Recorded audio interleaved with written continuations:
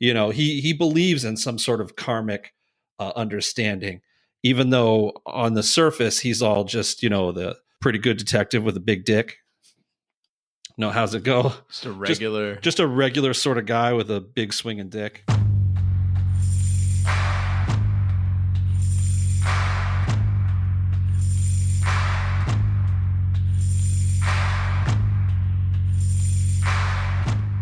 Welcome to Shat on TV, True Detective, the unofficial podcast companion piece to the hit HBO series, True Detective.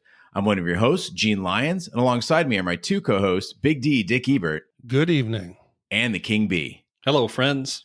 This is our season 1 and 2 recap episode where we look back at the first 2 seasons of True Detective that happened in 2014 and 2015, discuss what worked and what didn't work, and really analyze where the show might go in the future. Yeah, so this was an interesting couple days. I decided to go back, as I know you did, Gene, and revisit.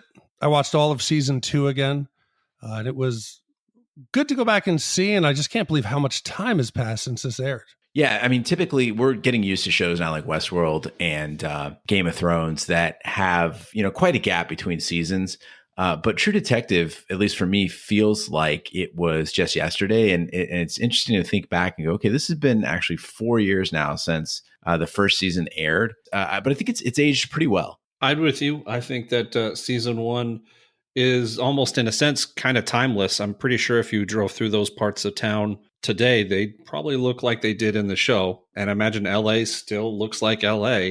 So, I mean, while the clothing may somewhat be more indicative in season 2, I think season 1, like I said, is kind of a timeless thing.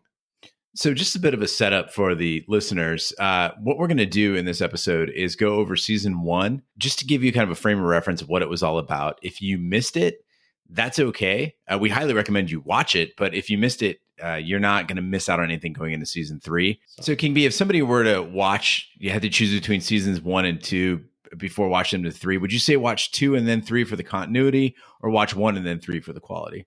Oh, that's a cakewalk. I don't know if everyone knows, I did have the opportunity to catch the first 2 episodes of the upcoming 3rd season. If you are pressed for time, watch season 1, enjoy it. It's amazing TV. You can skip season 2 entirely. None of these seasons have anything to do with the others. Thematically, there may be links, but there's no details or plot lines that you need to catch up on. You can really pick this thing up and put it down when you want. So I'm excited that HBO has decided to go back to it, because when season 1 came out, it was universally praised and it was loved. In season 2, I felt like they pushed it a little bit with the time frame. They rushed Pizzolatto with the 2nd season, so he didn't have as much time to develop it, and that one was not so loved universally. So they could have easily walked away from True Detective, and nobody would have blamed HBO. So I'm excited that they're coming back, and with an anthology, you can reboot, you can start an entirely new story. I'm excited to see what they do, and from everything I've seen, it looks like we're going back to our roots. There was more than just one problem with season 2, and I think it was sort of a perfect storm. You had the original director; he didn't get along well with Pizzolatto. Or so it's rumored. In season 2, Pizzolatto had the ability to work with individual directors on each episode, which kind of left him in a seat where he didn't have to answer to anybody. There was really probably no editorial force to really hold him back. And so I think that he kind of ran with it in that regards, combined with, like you said, HBO put him on a timeline. They wanted another hit, and it just did not work out. In addition, HBO didn't have to bring back Pizzolatto. They could have just said, hey, thanks a lot. We're going to go ahead and continue the franchise. We're going to bring in these showrunners and this writer. I mean, HBO owns it, and they can do whatever they want. They don't have to bring him back. But the guy does have talent. He does have great ideas. I think they wanted to save the franchise because the first season was such a phenomenal hit that they felt that there was something they could definitely salvage. So for people who didn't watch the first season, or if you need a refresher, the first season of True Detective was, again, created by Nick Pizzolatto. It had 8 episodes and premiered on January 12th, 2014 on HBO. The principal cast consisted of Matthew McConaughey, Woody Harrelson, Michelle Monaghan, Michael Potts, and Tori Kittles. It was constructed as a non-linear narrative and focused on Louisiana State Police homicide detectives Rustin Rust Cole, played by McConaughey, and Martin Marty Hart, played by Harrelson, who investigated the murder of a prostitute, Dora Lang, in 1995. Then they flash forward 17 years and they revisit the investigation along with several other unsolved crimes. During this time, Hart's infidelity threatens his marriage to Maggie, played by Monahan, and Cole struggles to cope with his troubled past. True Detective's first season explored themes of philosophical pessimism, masculinity, and Christianity, and critics analyzed the show's portrayal of women and the influence of comics and weird horror fiction in its narrative. So Pizzolatto initially conceived True Detective as a novel, but felt it was more suitable for TV. And the episodes, directed by Kari Joji Fukunaga, were filmed in Louisiana over a 3-month period. The series received positive reviews from critics and was cited as one of the strongest dramas of 2014's television season. It was a candidate for numerous TV awards, including a Primetime Emmy Award nomination for Outstanding Drama Series and a Golden Globe Award for Best Miniseries or Television Film. And it won several other honors for writing, cinematography, direction, and acting. So it's no question, I think, among any of us, unanimously, and really everybody on the podcast, that season 1 was absolutely terrific. But guys, just kind of if we can zip through them pretty quickly, like, what are your overall opinions of season 1? What made it great? My first thoughts when I saw True Detective was, I can't believe that they were able to get this kind of talent from the movie world, A-list celebrities, A-list actors, McConaughey, Oscar Award winner, Woody Harrelson been nominated a few times, to come and do a serial television show. It was the first time I really ever remember it. And the entire series as a whole, True Detective, blurs that line between what we expected of TV and even HBO, who does a lot of the best work on premium cable, and what we see in the movies. And when you have a single writer and a single director for the entire series who agree on their approach, it feels more like an 8-hour movie than a serial story. For me, the one scene that really stands out and probably is one of the most memorable in the entire series is the climax at episode 4, which was the season midpoint, where Rust is undercover with the gang of meth bikers. He's dragged into the robbery that goes south. And there is that unbroken tracking shot set to that pounding ambient score. It felt like a movie to me. And after that, I said, my expectations of what TV could be will never be the same. Fun fact, the writer, Pizzolatto, he didn't want that scene in that show in that fashion. He wanted it to have cuts. He wanted it to be edited. It was the director who fought and won to have that scene in the show. And that episode won that guy an enemy.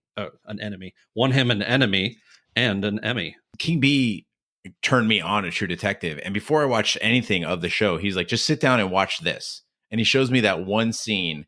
And I'm like, I got to watch this show. This is absolutely incredible. The chaos, we talk about tension a lot on this show, about creating tension or creating excitement. I generally, when I'm watching TV and movies, I'm pretty comfortable in my seat. I'm sitting there, I'm sitting back. I might be having a Coke Zero and bourbon, and I'm just enjoying myself. Every time I watch a scene, I find myself just moving to the edge of my seat. I mean, all the cliches, right? You're getting a little bit sweaty, your palms, and it's so exciting and so well done. You really feel like you're in that scene. I mean, I don't think I've ever felt more wrapped up in a scene. And maybe in a few of the greater World War II movies when they're doing, the classic Omaha beach storming, you feel that, but it's really well done. Now, to counter that, I would say that after episode 4, I felt like there was a significant drop off in the show at episode 5. And again, this is not to knock on season 1. I think it is a work of art. But for me, that lull that was created after such a great scene, and a great episode really kind of left me, I don't know, just a slightly, I don't want to say bored, but slightly dissatisfied. They started looking really into the characters' home lives and their internal struggles. I just really preferred more of the horror, the whodunit, the action. What season 1 does well in those first 4 episodes, those 4 alone, I would say, is probably one of the top 3 TV shows I've seen.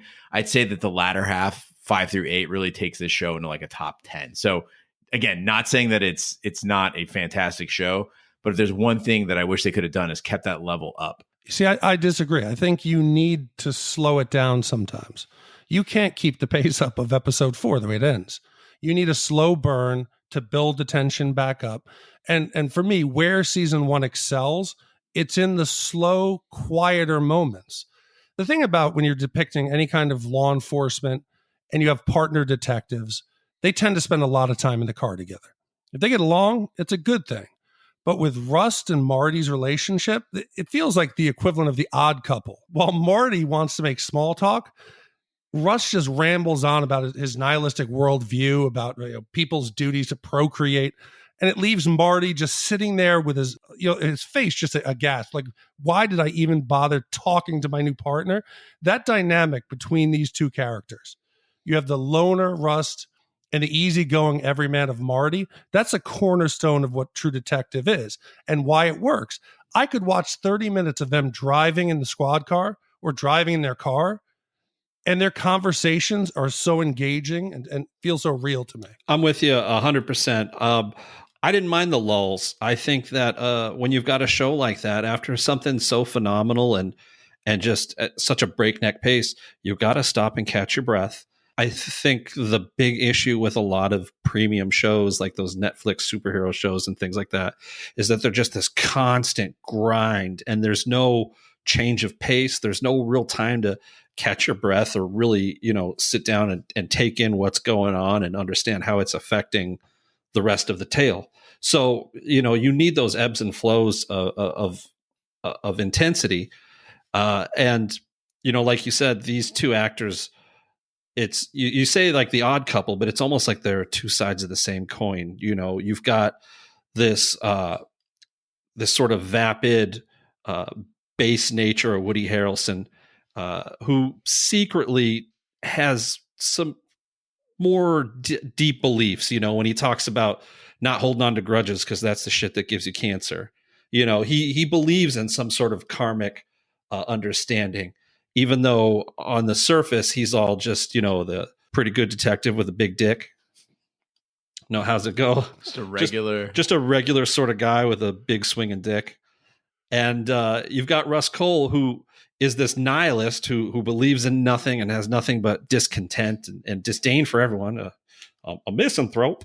I don't really buy it because at the same time, he's got that desire for that afterlife and that longing to see his departed daughter again. So there is that wanting for spirituality inside of him. And you see the both of them kind of come closer to the middle as they work together. I loved all of it. It's a map for the human condition. I thought that the show did a really great job of using Louisiana as a backdrop. So as they are going around, just some amazing shots. You go from the beginning shot of just when they're torching that cane field, and you're just, it just sets the tone. And again, it was a brilliant move by the part of the director to just open it up that way. Although it was kind of suspicious that the cane field then wasn't torched later on when they were picking up the body, but whatever. To me, that entire Louisiana setting seems so foreign. It seems alien. That's not something I'm used to seeing. So it really was engaging for me. It was something new. Does that work for people you think who are familiar with the rural setting and live in that environment? I think it absolutely does. I'm a big fan of Louisiana, and I go back at least once a year. And it is just this strange and mystical place that to me does not feel like America. I don't know if Florida's like that, but Louisiana, New Orleans itself, but especially the rural areas outside of that, it just does not operate in the same sphere as the rest of America. And I think that the show really captured that wild and ancient feelings. And friends of mine who do live in New Orleans and in surrounding areas all say that this is very accurate to it. And it's what I've experienced too. What really impressed me was that most shows would opt for that New Orleans setting. They're like, oh, we're doing Louisiana, we're doing New Orleans, right? Like American Horror Story. And just give us those same cliches we're used to seeing. Oh, it's during Mardi Gras, there's a murder. I would submit to you that you don't even have to be familiar with the region to really get a lot out of the setting. I mean, I grew up in Chandler in the early 80s when it was nothing but cotton fields and dairies and mesquite thicket. And I understood an economically depressed rural setting. I mean, those people, even though they had, Bayou accents, I had those neighbors. Like, I got it. I know those houses. I think, though, it does accentuate it if you're familiar, in the sense that just the idea of Carnival or Mardi Gras, right? Like that idea that there is just some old religion in this part of the world that doesn't really, or in this part of the country that doesn't really flourish elsewhere, and just parts of that bayou that are so outside the bounds of the law and outside of Moors that you're I don't know. I'm constantly fascinated by the way that works. And I think for me, that whole combination, just the cast, the writing and the setting and the cinematography just comes together to really make one of the greatest shows I've ever seen. If we were to have, Mount Shat Olympus of all the greatest TV shows that ever existed, for me, it would be The Wire, Deadwood, Carnival, and this season 1 of True Detective. Maybe Band of Brothers, but that kind of falls into a different category entirely. So for you guys, if I were to ask you, where does this sit on your all-time TV scale? Shit, you kind of ambushed me on this one. I think still for me, number 1 is probably The Leftovers, as unconventional as it is. I think it's brilliant. I could rewatch the entire show again. There's such a different season to season. The ending is so gratifying. I still love Breaking Bad, even though it has flaws. I think this is a top 5 for me, season 1. But I don't know that I can compare it. We're talking a show that had 8 episodes. When you compare shows that went on for 3, 4, 5 seasons, it's a lot easier to structure an 8-episode story arc to where it has a rewarding conclusion than it is to start with a show, not know if you're going to be renewed season to season, and yet still, bring it in for a landing. I think it's much tougher to do. I don't know that that's entirely correct. I think that TV is really moving towards this format. The BBC has been wildly successful with a lot of their miniseries where they start out knowing, hey, we're going to do 2 6-episode seasons, and that's it. We're never revisiting this. We're never coming back. Ricky Gervais with the BBC Office, which is far superior to the US version, has even come out and said, like, what an ugly cash grab that became as far as what the United States did with the show. And I think the talent really enjoys these formats as well. It gives them time to really stretch out and explore a role, and without having to worry about what's going to get cut out. I really think that this is the future. Also, with True Detective, one of the points that a lot of people got hooked on early on was the non-linear format. I think in this show, it was used for purpose, not just to be unique. It wasn't done just as maybe some people said, in Westworld season 2, just to mask some of the mysteries of the plot. Here, it feels like it serves a purpose. Showing the sequences out of time, you can mix the pace up. And you can build and ratchet tension by giving us a nugget from any of the time frames. To me, this is one of the best examples, better than any Tarantino. This was done with a purpose, and I think it's probably the best example of nonlinear storytelling that we've seen on television. Also, it gives the opportunity to see the best part of the show, which is interviews with Rust. Like, I mean, look, let's face it. If without those interview scenes, this show would not be what it was. I could watch Matthew McConaughey in a room with some Lone Star beer cans and a pack of cigarettes for hours on end. And if you imagine if we had to wait all the way till the end of the series to see those scenes, it would have been terrible. Those are an absolute phenom. AT&T ran a series of television commercials that actually parodied Rust Cole's interview scenes with the beer cans and Time is a Flat Circle, where he's actually doing a Q&A with school children.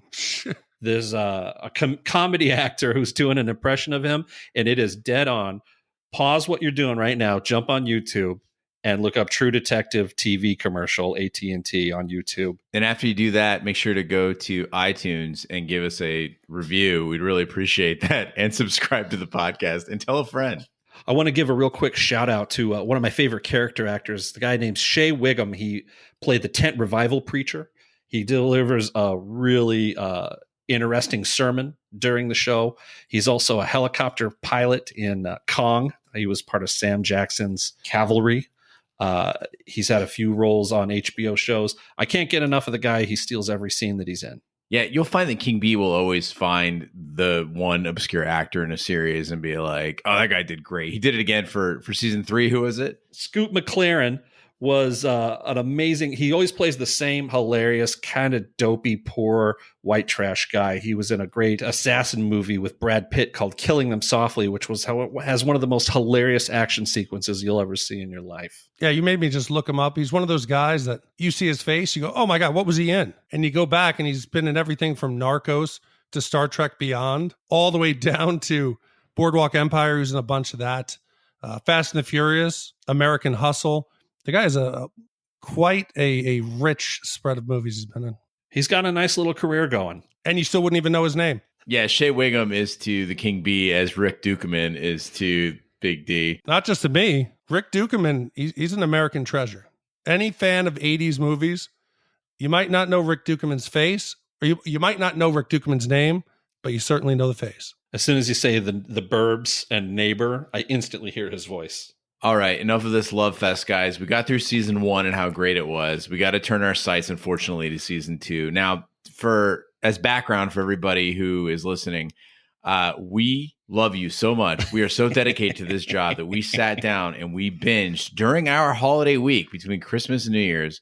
We watched both seasons 1 and season 2 of True Detective, knowing full well that we were walking into a firing squad. I would also submit that 3 friends looked each other in the eye and told bald-faced lies to each other about how eager they were to get this done. Oh yeah, I'm gonna watch it. I'm gonna watch 2 episodes right now.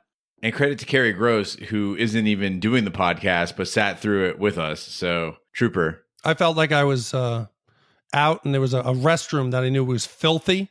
It was disgusting. And still, I chose to walk into it. And I made my wife suffer through it. And that was for you, the listeners. I can't believe I made it all the way through. I almost lost my mind yesterday.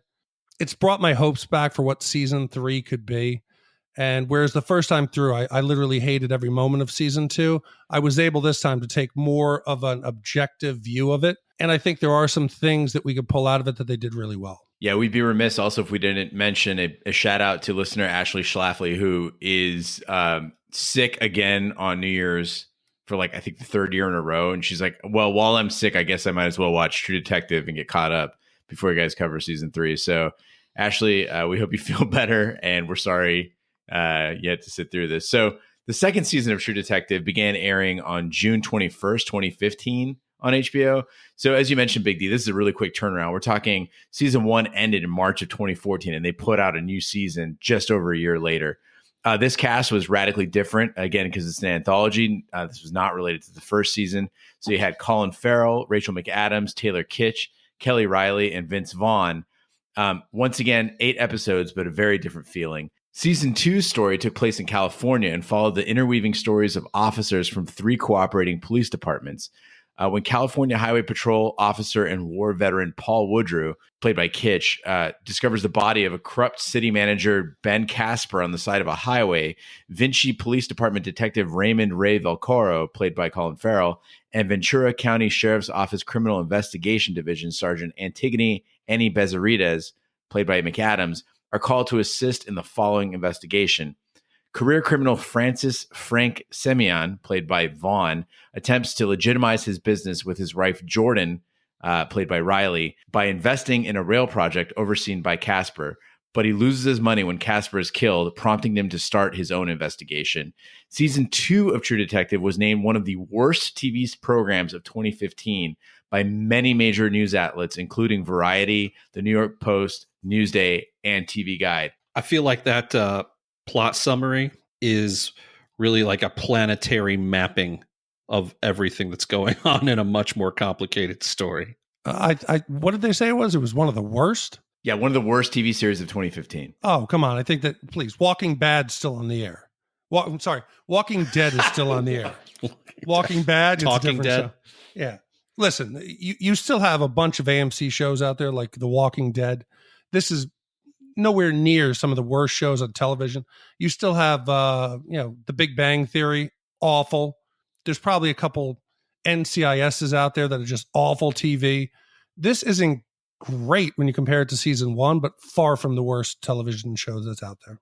Okay, in defense of these news outlets, though, let me run you through some of the TV programs that were out in 2015. You had Game of Thrones, Better Call Saul, Mad Men, Mr. Robot, The Americans, Fargo, The Leftovers, and Unbreakable Kimmy Schmidt. So, I mean, those are the top shows of 2015. So it's racist, but it's funny. Unbreakable Kimmy Schmidt. Oh, my God. Real quick, The Walking Dead is probably one of the worst TV shows ever made, but that's why they made the Fear the Walking Dead, so it wouldn't be alone. Very true. And this is coming from, I've read all the comics, so I'm a fan of the material, and it's just turned into It's a money grab. AMC is going to try to milk the show for every penny. It's terrible. It's unwatchable. I haven't watched the last 2 seasons. Do you know what they're doing right now with it? Oh my God. Yeah, the Whisperers. Stupid. Well, no, they're going to make a movie. That's why Rick is, quote unquote, oh my God. It's a joke. And I think what happens is this show fell victim to the same thing. Is when you have some success and people think you're a one-trick pony, they want to try to be different.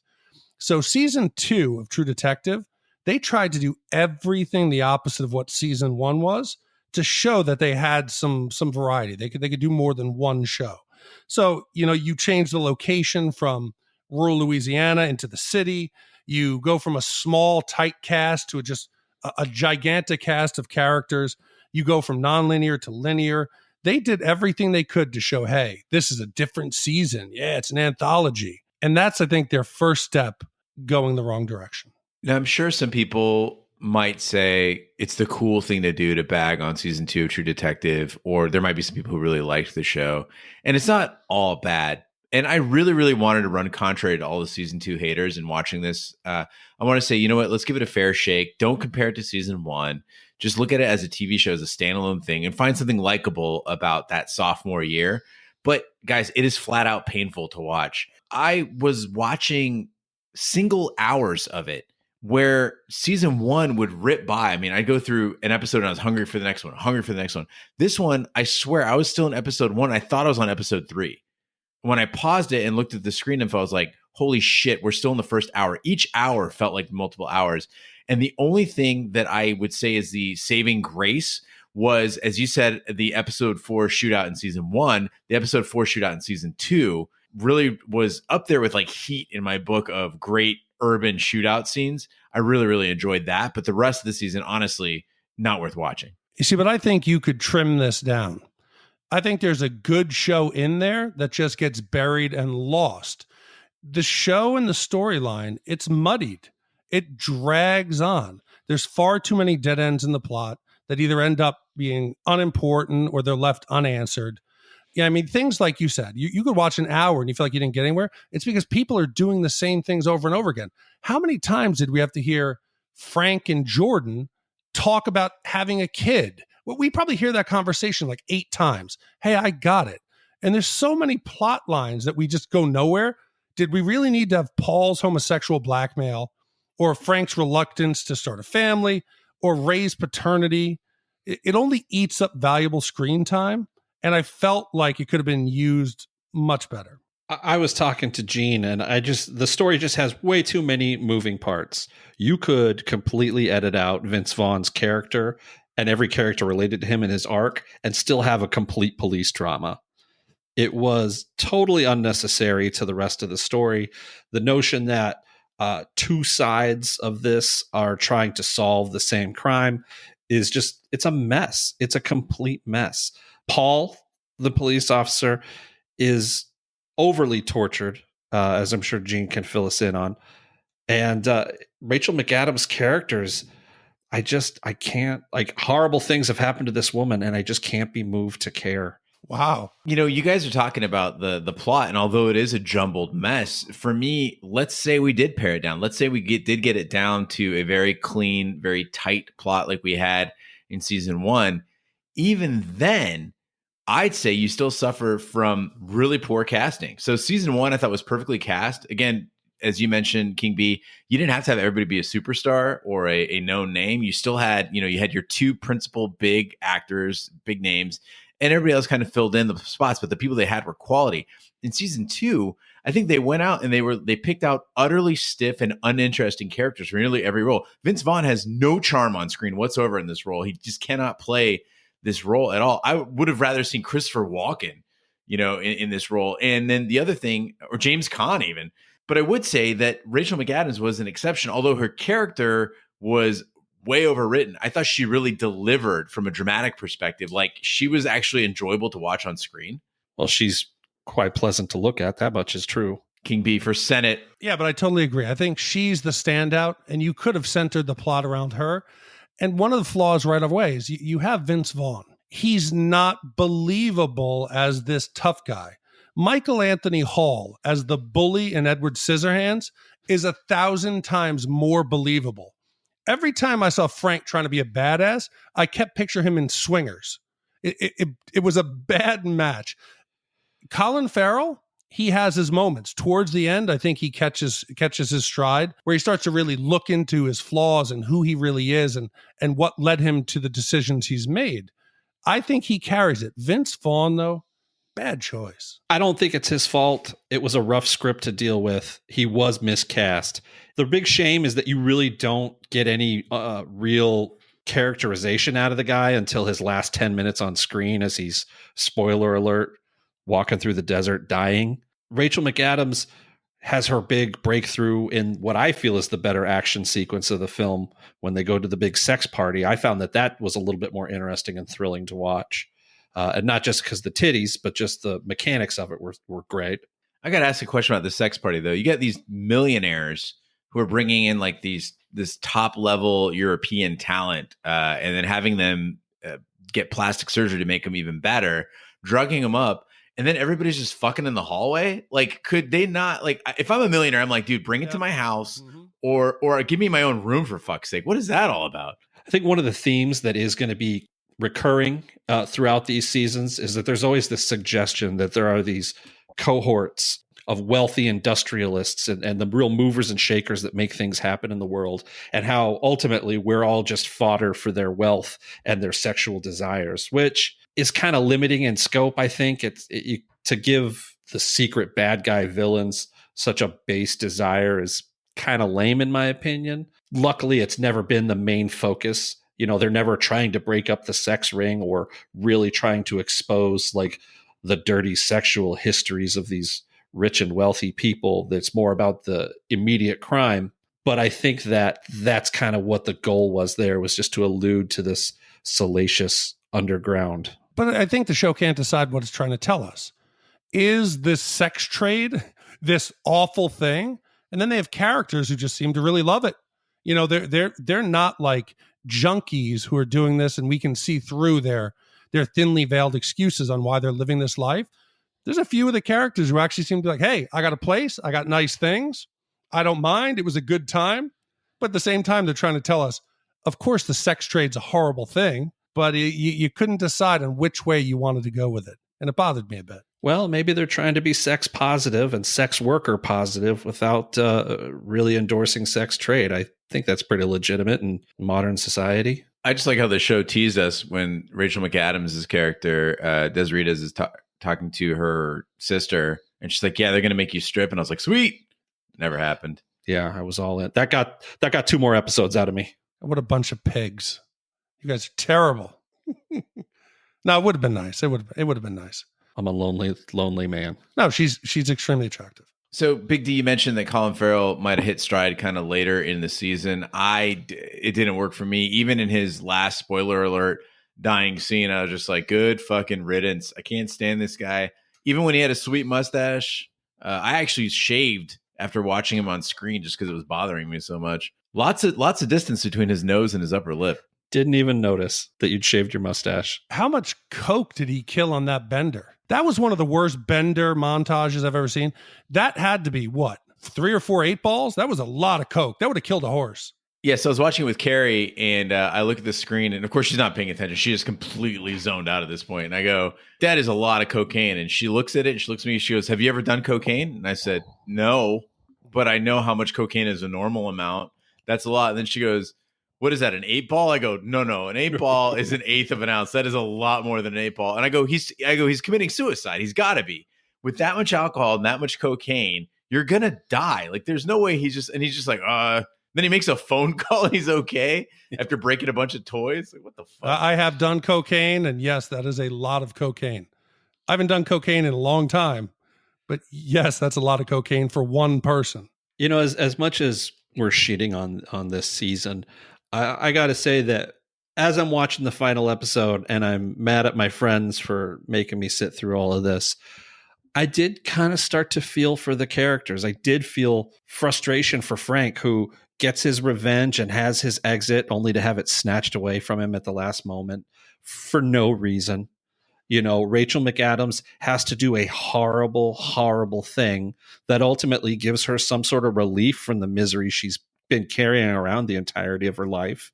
And when Colin Farrell actually finally does kind of start to make like the right decisions as a father and accepts his fate, that he's just not cut out for this, as he's going on his last drive and he's making a phone call and he's leaving really what I feel is the best advice a wayward dad could give their fucked up kid. And he goes to hit send, but he doesn't have cell service. And then in his dying moments, you cut to the phone and you see the message never gets sent. So ultimately, the best thing that he could ever do is futile and falls on deaf ears. It really kind of did grab me a little bit. And I felt bad for the characters. And it bummed me out to see it end the way it did. And I was surprised that as much as I didn't care for the show, it was still able to evoke some sort of remorse from me on behalf of the characters. I'm glad you brought that up, King B, because at the end of season one of my points that I was disappointed about was the fact that the two detectives both survived, because that gut wound that Russ took looked pretty fucking bad, and they were out in a fairly remote place. I was like, he is done for. And so it really bothered me when I was like, oh God, a happy ending out of this. But they did, again, masterful season. What they did was they twisted it, though, in the fact that he was like, no, I'm not supposed to be here. Like, he is disappointed that he's still around. You see Marty trying to fumble for the right thing to say to try to put a good spin on it. And that was really beautifully done. Whereas in season 2, they gave me what I really wanted, which is a dark ending where nobody wins. And I was like, that wasn't satisfying either. Like, it was like, it just didn't work for me. I kind of did want them to come through okay. And finally, to put one last slice of ham on this fucker, they have to go, oh, but the baby, yeah. She had the baby. So now, correct me if I'm wrong, this is Rachel McAdams' baby that she had. Right. And now they're going to care for it together, Mom Squad out in Venezuela. You know what would have been amazing is if that baby had red hair. So for those people who don't know what King B is talking about, Ray has a kid with red hair. Also, the dark thing that Rachel McAdams did was kill the security guard with a knife. And Vince Vaughn was in Swingers. Okay. So to close it out, I want to do a little segment called Give Us More Blank, Not Blank, just to say what we want to see in season 3 based on the first 2 seasons. So let's start off with Big D. Big D, what do you want to see more of? What do you want to see less of in season 3? I want to see less characters and more character development. In season 1, HBO lists 3 main actors and characters: Rust, Marty, Maggie. There's 22 actors that IMDb lists as primary characters. Now, season 2, we go to 5 that HBO lists: Ray, Frank, Annie, Paul, Jordan, and DMB has 51 characters. There's not enough screen time in 8 episodes to develop any characters that we're going to have any investment emotionally in. Season 1 works because we care about Marty and Rust. Pare down the cast and give us a reason to care. You didn't care about Nails? No. I didn't care about Chad. I didn't care about Jordan. What about Steve? No. Well, Stan? Felicia, a little bit. What about Richard? Tom? Emily, I did. There's actually an article, if you Google it, if you say, who is Stan? Because Stan dies in season 2, and people watching the show, this article is from when it was actually on the air, were like, who the hell was Stan? And they had to go back and like, if the article even says, like, if you missed Stan, he was the guy in the background in the scene with Vince Vaughn, basically, Stan dies and we're like, who the fuck is that guy? Again, I think a prime example of just too many characters. For me, Big D, it was the rural versus the suburban. I felt that True Detective, what gave it its power was that it was creepy and it was dark and it had just that richness of the swamp, of the soil of the South sort of thing. And I didn't like that suburban or urban setting. LA felt like a weird setting for the spirit of this show. Kind of like we talked about we've got these municipal scams and railway construction and people's, mercenary backgrounds and homosexuality and people's, growing up, we didn't even mention the growing up in a cult and, the swinging 70s and kids getting molested and paternity tests and, club development, Russians buying liens and all this shit. And it's like, we shouldn't be forced to rack our brain to understand the plot and wonder why we should care. We should be caring on an emotional level, creeped out. And really, as I've said before, this show, True Detective, although it is a whodunit, although it is a cop show, it is just as much a horror. And that horror aspect was completely left out of season 2. I really want to see it come back in season 3. I want less cliches and more originality. At the end, when Ray gets shot, did they really go slow-mo? Oh, I was like, what is this? This isn't HBO. Come on. I want less of that. And every time a main character died, their loved one who was linked to them the closest could feel it like a disturbance in the force. When Paul is shot, we see his fiance, grab the baby, like she can sense his loss. Or Annie, when Ray is killed, they cut to her and she can feel it. HBO, you're better than that. Don't forget Agatha, Agnes, Jermaine, and Jack. Wow. I'm glad you brought that up, Big D, because cliches were abound in season 2, and I felt like season 1 had a great deal of originality to it. Other cliches that I spotted in season 2 that really bothered me was, Ray, before he dies, before he makes his big, Butch Cassidy and Sundance Kid jump out from behind the tree. He looks up into the tree and has that moment of serenity, which always happens in the movies. Again, and then with the big sex party, you've got like the eyes wide shut thing. I just felt like I was seeing things that I'd seen before over and over again.